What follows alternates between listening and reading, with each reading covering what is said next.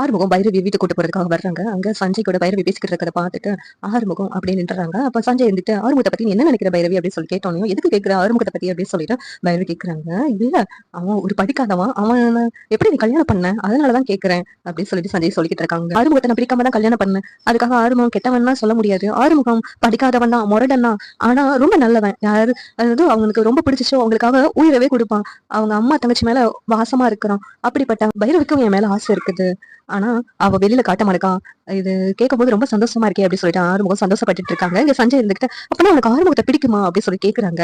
உன்னை பைரவி பிடிக்கும்னா சொல்ல முடியாது. என்னுடைய லட்சியத்தை நிறைவேறதுக்கு இந்த கல்யாணம் தடையா இருக்குது. அதை எப்படியாவது விட்டு விலகி போனாதான் என்னுடைய சயின்டிஸ்ட் கனவை நான் நிறைவேற்ற முடியும் அப்படின்னு சொல்லிட்டு பைரவி சொல்லிக்கிட்டு இருக்காங்க. உன்னை சஞ்சய் இருந்துட்டு பிடிக்கலன்னா அதை விட்டு விலகி போக வேண்டியதானே பைரவி, உன்னுடைய லட்சியம் தான் உனக்கு முக்கியம். அதை நிறைவேற்றக்காண்டி நீ அடுத்த ஸ்டெப்புக்கு போக வேண்டியதானே அப்படின்னு சொல்லிட்டு சஞ்சய் சொல்லிக்கிட்டு இருக்காங்க. இவன் நம்ம ரெண்டு பேரும் பிரிச்சு விட்டுருவோம் போலுக்கு, இனிமேல் இவங்களை பேச விடக்கூடாது அப்படின்னு சொல்லிட்டு ஆறுமுகம் முன்னாடி வந்து நிக்கிறாங்க. உடனே சஞ்சய் இருந்துட்டு இடையில குரங்கு மாதிரி வந்துட்டான் அப்படின்னு சொல்லிட்டு மனசுக்குள்ளே சொல்லிக்கிட்டு இருக்காங்க. இங்க பைரவி வந்துட்டு எதுக்காக வந்த, கொஞ்ச நேரம் நிம்மதியா பேச விட மாட்டியே அப்படின்னு சொல்லி பைரவி சொல்லிக்கிட்டு இருக்காங்க. உடனே ஆறுமுகம் மாமா வர முடியலன்னு சொன்னாங்க, அதனாலதான் என்ன உனக்கு வீட்டுக்கு கூப்பிட்டு வர சொன்னாங்க, அதனாலதான் வந்தேன் அப்படின்னு சொல்லிட்டு ஆறுமுகம் சொல்றாங்க. உடனே அது அப்படி சொல்லியிருந்தா நானே வந்திருப்பேனே அப்படின்னு பைரவி சொல்லிக்கிட்டு இருக்காங்க. பைரவி நம்ம போலாமா அப்படின்னு கேட்டுட்டு இருக்காங்க.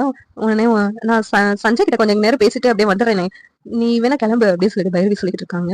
இல்ல பைரவி, இப்ப எனக்கு டைம் ஆயிடுச்சு, நீ இப்பவே வந்தா நான் வீட்டுல விட்டுட்டு போயிருவேன் அப்படின்னு சொல்லிட்டு ஆறுமுகம் சொல்லிட்டு இருக்காங்க. உடனே இருந்துட்டு பைரவி நான் வேணா உன்னை போகும்போது விட்டுட்டு போறேன் பைரவி அப்படின்னு சொல்லிட்டு சொல்றாங்க. உடனே பைரவி அதான் சஞ்சய் தான் என்ன போகும்போது டிராப் பண்ணிடுறேன்னு சொல்றாருல, நீ கிளம்பு அப்படின்னு சொல்லிட்டு பைரவி ஆறுமுகத்திட்ட சொல்றாங்க. ஆறுமுகம் உடனே இல்ல பைரவி நான் எவ்வளவு நேரம் ஆனாலும் உன்னை டிராப் பண்ணிட்டே போறேன் அப்படின்னு சொல்றாங்க. அதான் சஞ்சய் வராருல, நீ கிளம்பு அப்படின்னு சொல்லிட்டு ஆறுமுகத்தை அனுப்பி விட்டுறாங்க. இங்க ஆறுமுகம் முறைச்சு பாத்துக்கிட்டே போறாங்க.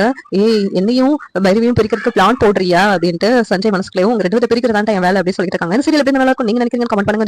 லைக் பண்ணுங்க, ஷேர் பண்ணுங்க, சப்ஸ்கிரைப் பண்ணுங்க. தேங்க்யூ.